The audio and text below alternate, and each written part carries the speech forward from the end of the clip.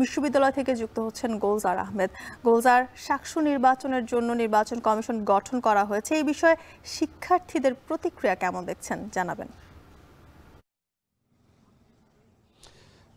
দেখুন, আসলে শাহজালাল বিজ্ঞান ও প্রযুক্তি বিশ্ববিদ্যালয়ের যে সকল শিক্ষার্থীরা আছেন, বিশেষ করে ছাত্র নেতৃত্বদানকারী যে সকল সংগঠনের প্রতিনিধিরা, তারা দীর্ঘদিন থেকেই দাবি করে আসছিলেন যে যত দ্রুত সম্ভব সিলেটের শাহজালাল বিজ্ঞান ও প্রযুক্তি বিশ্ববিদ্যালয়ের যে কেন্দ্রীয় ছাত্র সংসদ নির্বাচনের।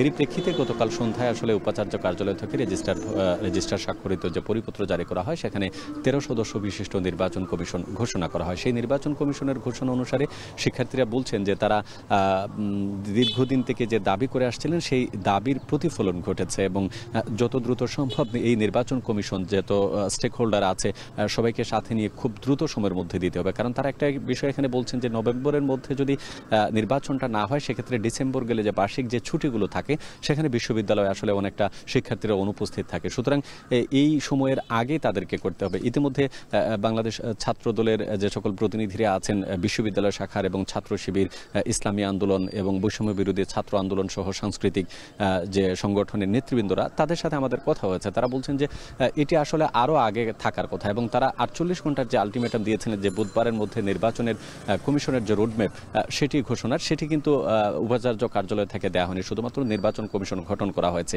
এক্ষেত্রে যাদেরকে আসলে নির্বাচন কমিশনার হিসেবে বিবেচনা করা হয়েছে, তারা দুইজনের সাথে আমরা কথা বলছি। তারা বলছেন যে কালকের মধ্যেই তারা একটা আনুষ্ঠানিক বৈঠকে বসবেন। এখানে সকল শিক্ষার্থী সংগঠনের নেতৃবৃন্দ যারা আছেন তারা বসবেন, বিশ্ববিদ্যালয় প্রশাসন থাকবে।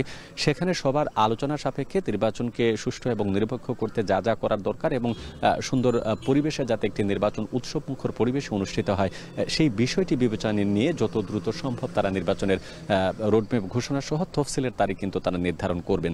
তো এর বাইরে আসলে বাংলাদেশ ছাত্রদল যেটি বলছিল যে নির্বাচনের যে পরিবেশ নিয়ে তাদের প্রশ্ন ছিল, এর বিপরীতে ঠিক বলেছে ছাত্র শিবির বা বৈষম্য বিরোধী ছাত্র আন্দোলন। সুতরাং ছাত্র সংগঠনের নেতৃত্ব দানকারী যে সকল ব্যক্তিরা রয়েছেন, তাদের মধ্যে নানা মতনৈক্য থাকলেও নির্বাচন কমিশন যে গঠন করা হয়েছে 13 সদস্যের, সেখানে প্রধান নির্বাচন কমিশনার তিনি বলেছেন যে তারা আসলে নির্বাচন কমিশন গঠন যে প্রশাসন করেছে, সেই প্রশাসনের আস্থার প্রতিদান তারা দিতে চান।